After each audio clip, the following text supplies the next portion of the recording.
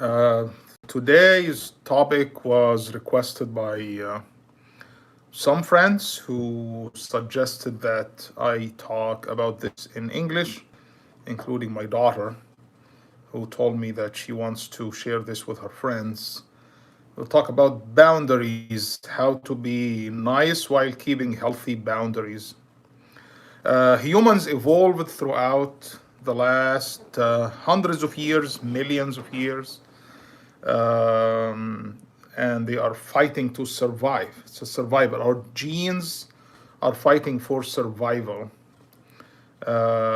Animals eat each other physically to survive. Humans do the same thing. Humans still eat each other psychologically, morally, emotionally. We stopped eating each other, although cannibalism still exists in the world. You see that, but that's who we are.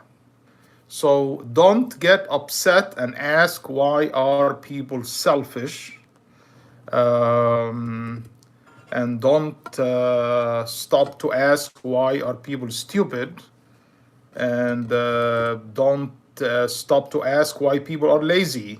Somebody wrote a book, I think Dan Gregory, a very interesting book called Selfish, Scared, and Stupid. And I think with stupid, you can also add lazy. Stop Fighting Human Nature. You can find that book if you Google it. So, by our nature as humans, we're selfish, we're scared, we're stupid, we're lazy. And if we want to have a healthy relationship with each other, we have to realize that first inside us and then in other people. We have a tendency not to see these things in ourselves. It's easier to see it in other people. And we always accuse people of these negative qualities of humanity. We have the same thing to varying degrees. We all fight for survival. If you understand that, and you understand that life is unfair, unpredictable, and humans fight for survival, that structure of or schema of thinking, if it's in your head, you will be healthier in your relationship, and you will know that you have to be nice, but you still have to set boundaries, because if you're too nice and you don't set the boundaries, people will come back at you, they will use you, they will abuse you. Why? Because humans are selfish, scared, and stupid. And read Dan Gregory book. So where does this formula come from? First, you have to know who we are. Our genes determine a big chunk of who we are, our genetic material. Our parents add to that, our environment add to that, and then you have protective factors, and this formula together is who you are. And we continue to struggle with that because none of these aspects of this formula, the parts of this formula, is not perfect. We have genetic imperfection, upbringing, raising. Our parents were not perfect. Life is tough, life is traumatic. Not all of us received any protective factors that protect us from these calamities. So you end up with who you are. And then you're dealing with another person who's so complicated exactly as you. And depending on the level of maturity inside you and the level of maturity in the other person, that's where the problems come from. That's why you have to set boundaries. Setting boundaries means to learn how to say no, when to say no, with whom you say no, and to say no very early in any relationship. To set the boundaries between you and another person, first of all, you have to look inside you, and you have to accept yourself and build the boundaries inside you first. Everything, any problem in the world starts with you and ends with you as well. Starts in your head and ends with what your head would do to translate into a behavior to protect you from other people. This doesn't mean that we don't trust people. This doesn't mean that we do not care about people. We should be nice, we should care, we should trust, but we still learn how to set these boundaries. The problem with people who cannot see these healthy boundaries is because they are too needy, too emotionally needy, and they can't live alone. They can't be alone. Their head is full of noise. They have to fill it with somebody else. And in the absence of a relationship, they cannot tolerate this sense of emptiness inside them. That's the worst feelings, to feel empty inside you. And many people cannot tolerate that, cannot tolerate loneliness, cannot tolerate stress, cannot tolerate any negative thoughts in their head, and they always want to suppress it. And how do you suppress it? By anything. You want to get out of that state of mind that's very painful. Growth and maturity require you to tolerate feeling bad and train yourself and practice how to tolerate feeling bad.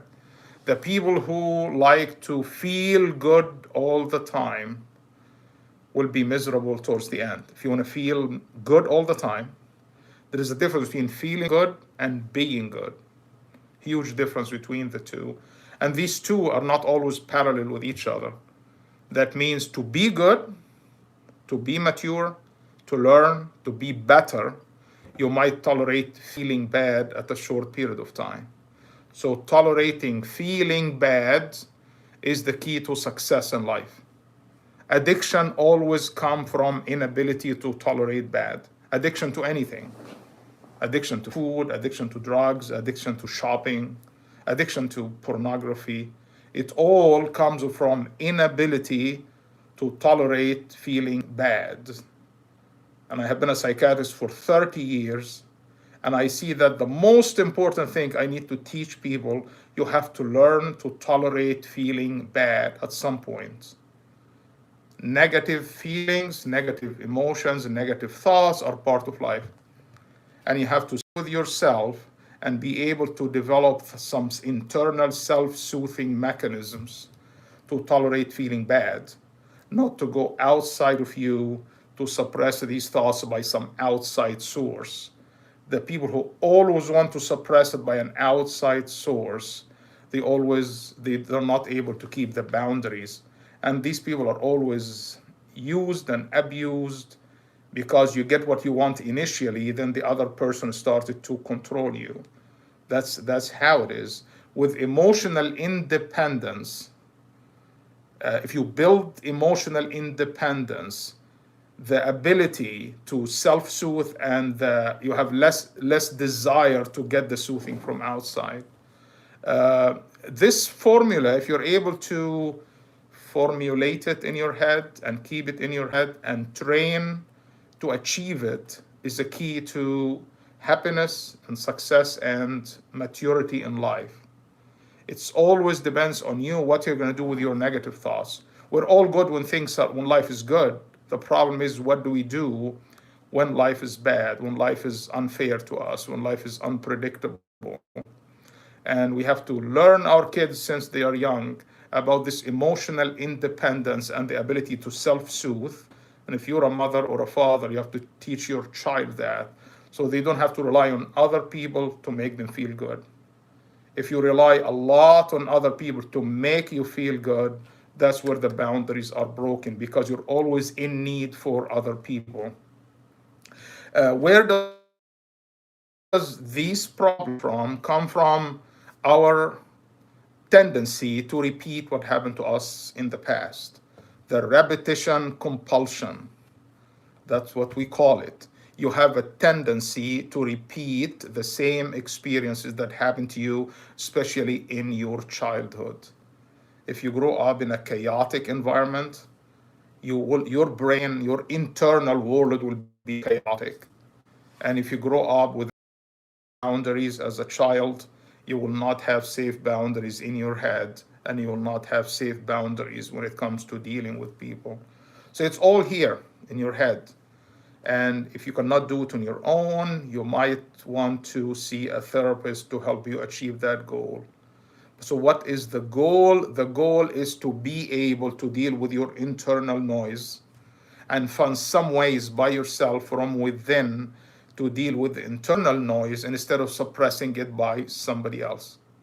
If you suppress it by somebody else, that person more than likely will not be the best person for you, because usually you tend to rely on the first person available, and that person will end up using you and abusing you and mistreating you and controlling you. So if you are in such a relationship, the first thing you have to build the boundaries inside your head. You have to know your value, you have to know your self-worth, you have to work on your past, you have to be able to suppress that noise and ask yourself, am I repeating what happened to me as a child? That's a very important question.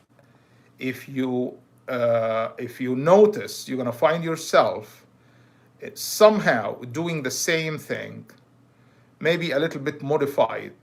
Maybe you try to do it the opposite way, but you end up repeating it anyway because of what we call genetic determinism and psychological determinism. The childhood experiences repeat itself all the time. And how to overcome this dilemma that many people face? The only way to deal with that, number one, is to be aware of it. Number two is to talk loud and tell yourself, stop, what you're doing is repetition of what happened to me in the past. So talking loud is very important to yourself, and also acting and doing steps behaviorally. The word I always say is you let your action precede your motivation. So that tendency, that inclination to repeat certain behavior, you have to stop it by talking loud and doing things loud as well. You have to do things to suppress these thoughts. And there's so many mechanisms you can learn to do to suppress negative thoughts, to suppress past trauma thoughts, the flashbacks, the nightmares, the re-experiencing of the trauma that patients with PTSD have, which is very painful. There are medications for that might help, but it's very important, depending on the degrees of the degree of trauma that we all have been exposed to. And by the way, the difference between us is not qualitative difference. The difference between us as human beings is mainly quantitative. It's just how much. So it's in the amount, not in the quality. So it's not that somebody grows differently than, or all of us grow in the same way, but there's varying amounts of trauma, varying amount of calamities in life, varying amounts of protective factors. Some people are more protected than others. So we're all in the same boat as humans. You can put it from the most mature person to the most psychotic person, just on that continuum, on that dimension. We all fall on the same dimension. And we all sometimes regress, and we go to the left or go to the right, depending on the amount of stress and our ability to tolerate that. So we all regress sometimes. And I always tell my students, when do we all become psychotic every day? We all become psychotic. We all become closest to schizophrenia every day. When does that happen? In our REM sleep, when we are dreaming. So dreaming, the state of dreaming, is the closest to psychosis, is the closest to schizophrenia. You start to, things are mixed together, events, there's violent thoughts, there's fear, you're hallucinating, time space is distorted. It's the closest to schizophrenia, because when you are asleep, in your sleep, in your dreaming state, your frontal lobe is not functioning. So your lower brain is taking control, and all the psychotic stuff comes out when you are dreaming. The difference between a normal person and a psychotic person, the normal person, when they wake up, their frontal lobe is intact. So they go back to reality. If your frontal lobe is weak, you lose touch with reality, you become psychotic. So the difference between all of us as human beings is in the amount of that frontal lobe inhibition on our subcortical structures, basically. How does that work? So you have thoughts stored in your unconscious, and you have a frontal lobe that inhibits it. You have to strengthen your frontal lobe to be able to inhibit your thoughts. And when I say talk aloud, that's what I want you to do. So what I want you to do is to talk aloud, to strengthen your frontal lobe, to tell your brain, stop, shut up. You give it an active order for your brain to calm down. You go to do something, maybe to distract yourself from this noise in your head. That's the way how to suppress these negative thoughts and be able to self-soothe after that by anything you like to do. It varies from one person to another. It can be going to listen to a music, it can be going for a walk, it can be taking a warm shower, it can be talking to a friend, not to discuss the issue with the friend, just to distract yourself. It can be reading some religious text. It can be making some sort of prayers. Whatever comforts you, do it to be able to calm yourself down. And you will calm down. You can't stay in this mind for a long period of time. Most importantly, when you are in a state of mind, don't overreact to correct it. Because when you overreact to correct it, you will end up breaking the boundaries and doing something because you are in a vulnerable state. I always tell people, don't react, respond. Reacting means the knee-jerk reaction that you get. Respond meaning you sit, you think, you decide about that, and you see what's the best response I need to do to this situation. So in our relationship with people, with human beings, can you be nice?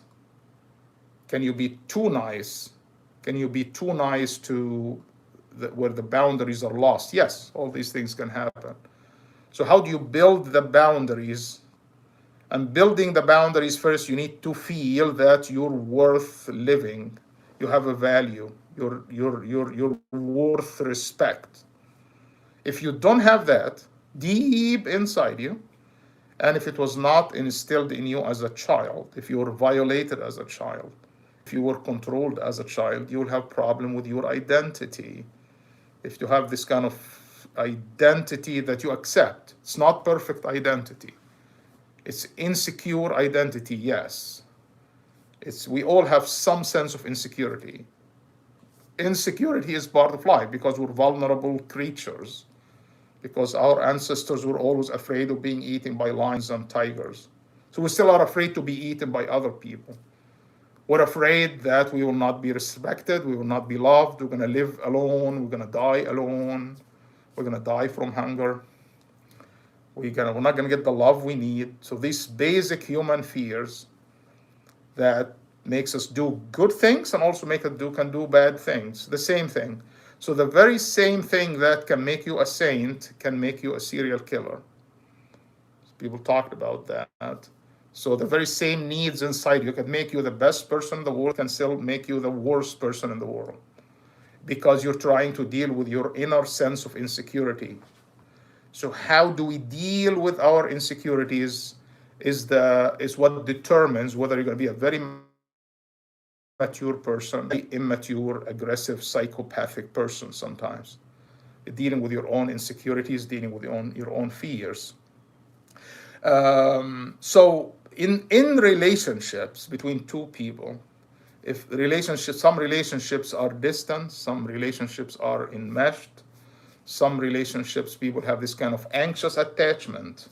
Some people, they love each other too much. They will actually suffocate each other. That's unhealthy. Some people are afraid of each other. They keep a distance. And some people can keep healthy boundaries.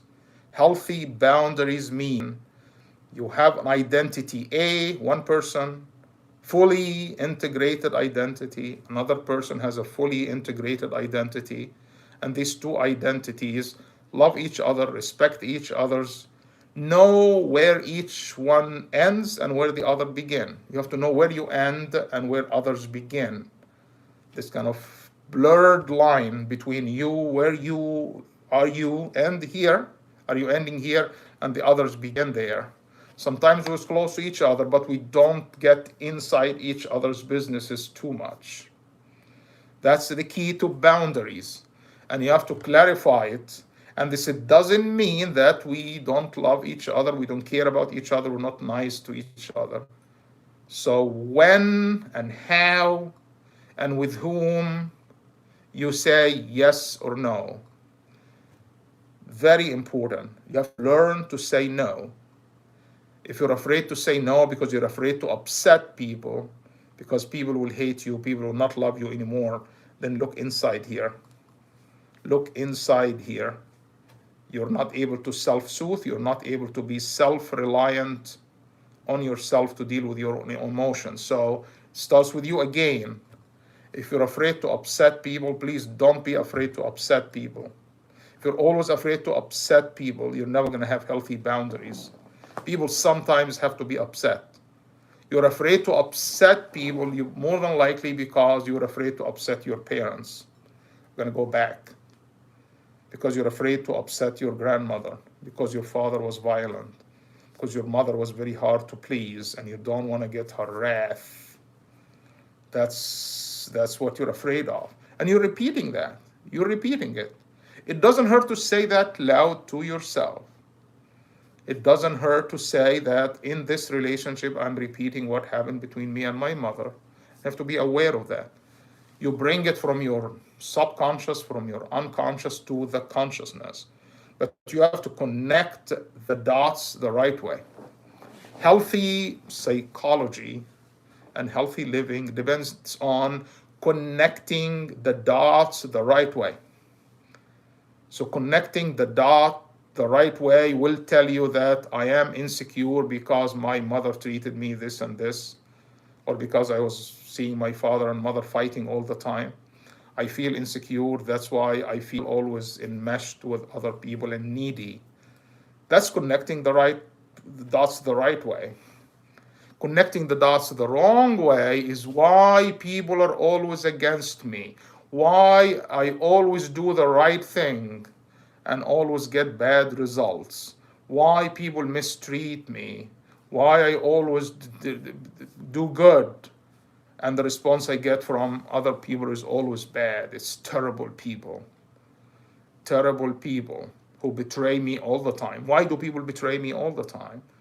Why do men abuse me all the time? Why I'm so nice and I still get this result? You don't know why. You need to rethink inside you and see why. I'm not saying you shouldn't be nice, but the problem is you're too nice, you're too caring, but you cross the boundaries and you let people cross your boundaries. Because you're not nice to be nice, you're trying to be extra nice to suppress the noise in your head. So the problem is in the noise in your head. The problem is your own insecurities in your head, that you always want to attach yourself, sometimes anxiously, to people. So you fall in love with the first man who would say something nice to you, or you fall in love with the woman who would just smile at you. Here we go, I find my soulmate. No, you did not find your soulmate. You found the part that you want. Sometimes they call it the object relation, and they call it part object. You don't fall in love with the person. You fall in love with the part of the person that fills some need inside you here. And what will happen after a few days, few weeks, few months, few years, that part cannot satisfy you anymore. And you realize that there is a whole person there that you did not see. And then you would say, oh, my husband changed after a year or two. My wife changed after a year or two. No, you didn't see her and you didn't see him from the beginning. You were looking at the part that you want, the part object.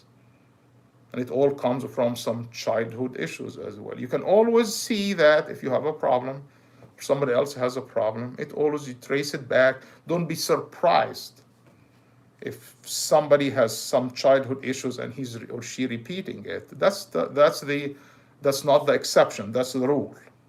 The rule is we have a tendency to repeat our past experiences. Selfish, scared, and stupid. Ask Dan Gregory. We're all like that. The people who do not do that are the exception. To not do that require a lot of energy. So to be selfish, scared, and stupid and repeating what happened to you in the past and to be lazy is the norm, is what your genes want. Your genes are selfish, your genes are lazy. Your genes want to just keep going on and on and on with the least amount of energy. So you need energy, not energy calorie. You need mental energy. You need to talk to yourself. You need to tell yourself, I'm not going to do that. You need to bring consciously what's hidden in your unconscious and continue to do that. You need to understand yourself better and understand yourself honestly, without coverage, without beautification, without sugarcoating it. But you have to be ready to do that. Many of us are unable to do that because it's too painful to know our reality.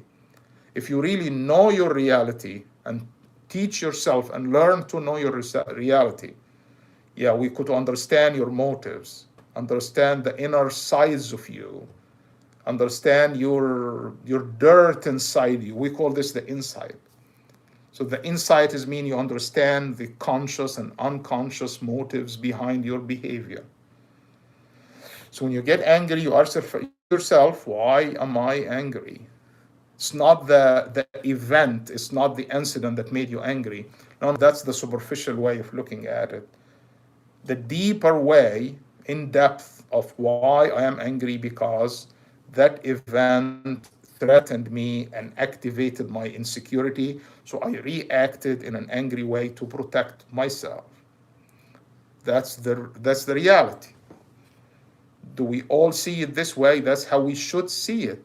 When you overreact to a situation, especially if that situation is silly, minor, and you tell yourself you're overreacting to a child breaking something or somebody doing something not that bad, and you're overreacting, you're protecting yourself because that thing threatened you, activated something from the past, and you protect yourself by getting angry because you want to control the situation. So anger is a mechanism to control your inner sense of insecurity. It's always like that. There's one on the outside, there's a behavior on the outside, which is not the whole story.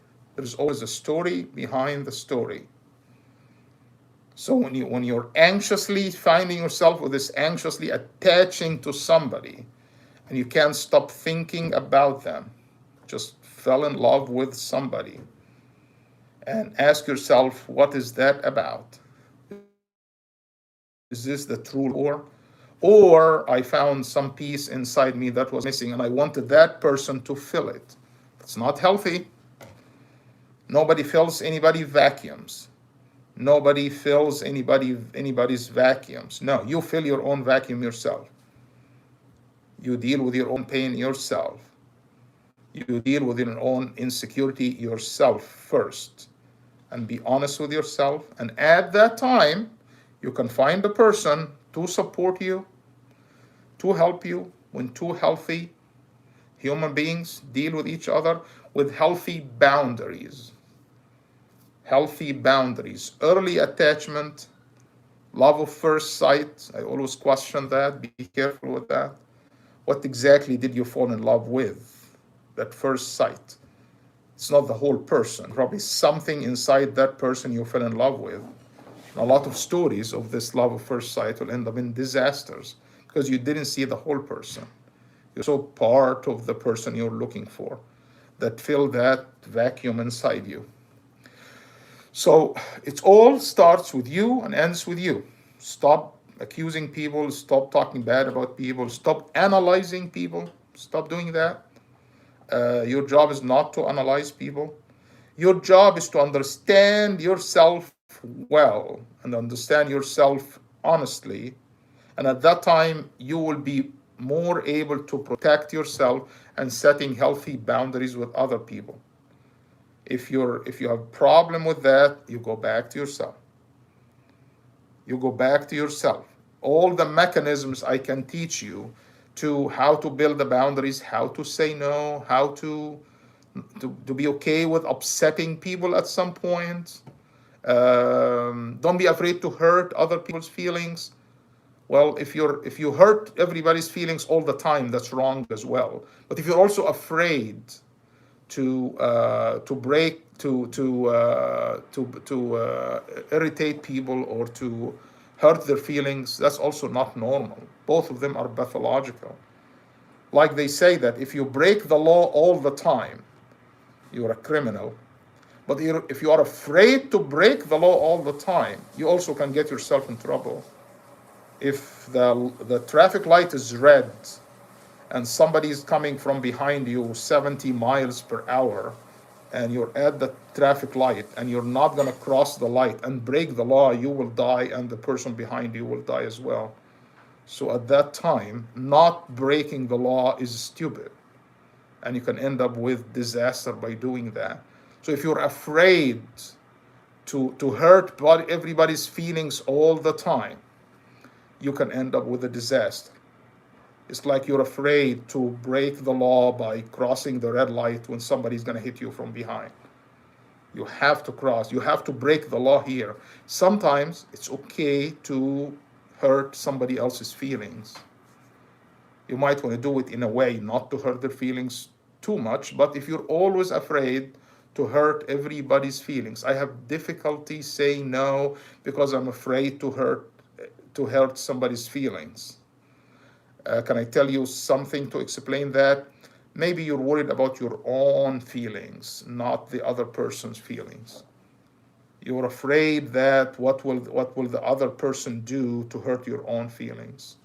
No, if you have good protection of yourself and able to modulate your emotions, to work on your emotion, to suppress your negative emotions, without being afraid that somebody else will hurt you, you're going to be able to say no in a nice way at the right moment and build those boundaries, and you will not be upset, and that person will respect you if you explain to them why you're doing that. And you don't have to explain yourself too much. You have to learn at some point that you can say, I don't feel like doing this. Somebody asks you for something. I'm not ready to do it. You don't have to be apologetic or too much apologies about that. That happens usually when you're dependent on people too much. If you're able to set those rules from the beginning, okay, if your rules are too rigid and you don't want to help anybody, that's also abnormal. It's always a balance.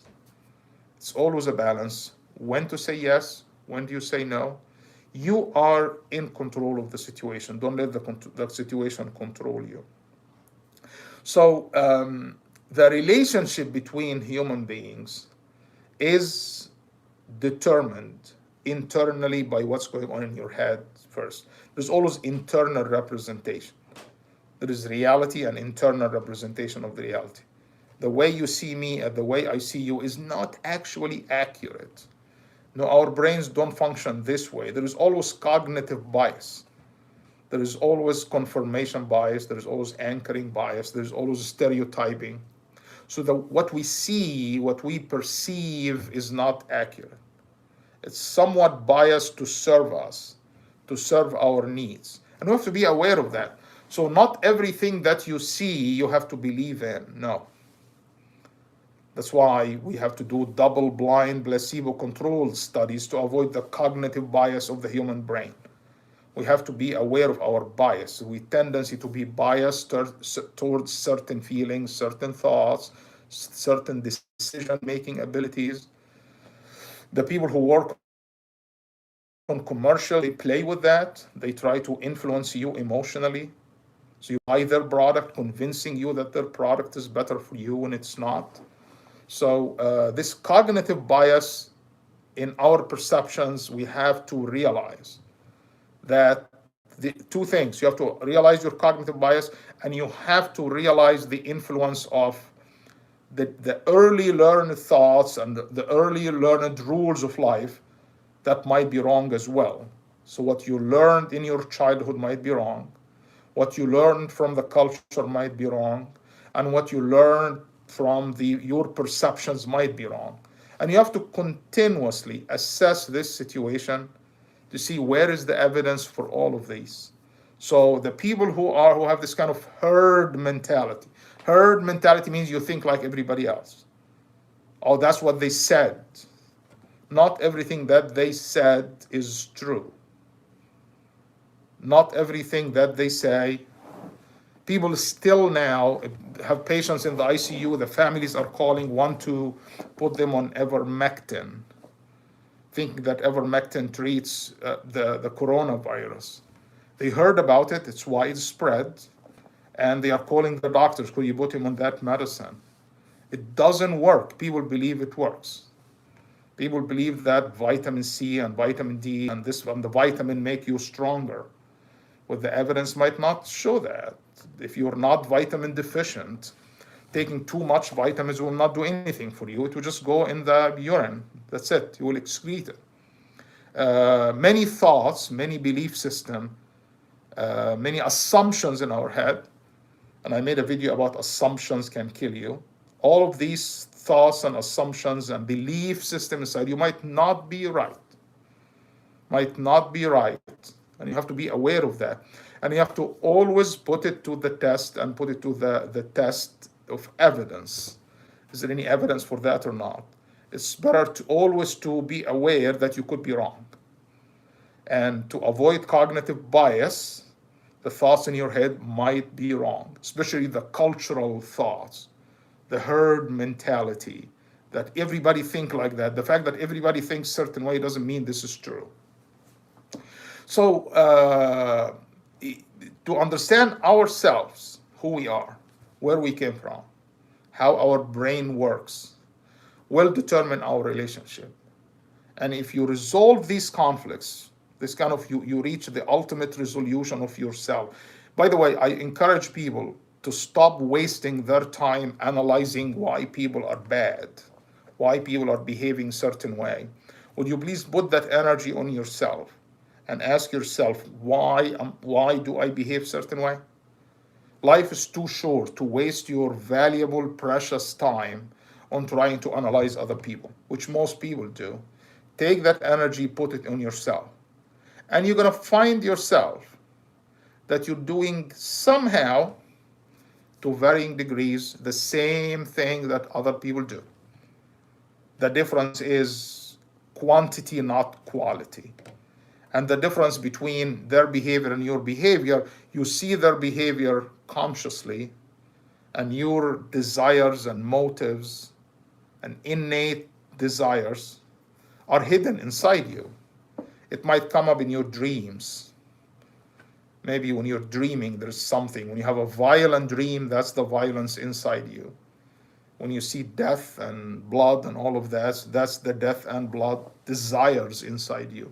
Because when you're dreaming, the frontal lobe is disinhibited. So everything is in the open. These nightmares come out. It just gets the dream, the royal road to the unconscious. That's what the Freudians say, the dreams. That's what you see, dreaming. You're just uninhibited brain, deep brain. So put that energy on yourself. Talk to yourself about your own insecurities. Talk loud about how to control them. Don't let your unconscious control you or subconscious control you. Get it out, talk about it. Let your action precede your motivation. Self-develop the capacity to self-soothe. And after that, it will be easier for you to build healthy boundaries. You know why? Because you will not need people like you need them now. You're going to be less needy emotionally and be able to control your emotions on your own without the need for somebody else. And at that moment, you will have better relationship, healthy relationship with other people. And you will be able to fall in love in a healthy way. And you will be able to have relationship with other people around you in a healthier way without use, abuse, control, and all the boundary violation that we see. I hope this is helpful, and we'll see you soon. Thank you very much. Take care.